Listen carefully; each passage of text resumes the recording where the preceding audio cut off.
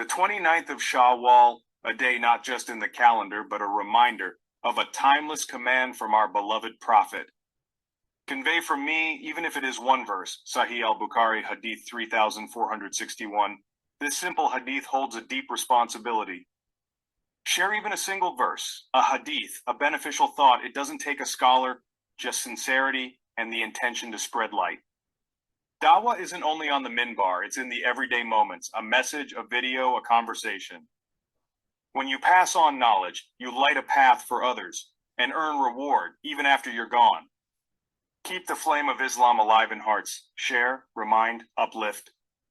May Allah accept our efforts, even if it is just one verse.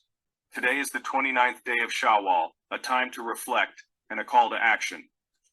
The Prophet Muhammad said, "Convey from me, even if it is one verse." Sahih al-Bukhari, Hadith 3461. One verse, one reminder can change someone's life. So share, teach, inspire. Because every small message might guide a heart closer to Allah. Don't wait for perfection. Start with one verse.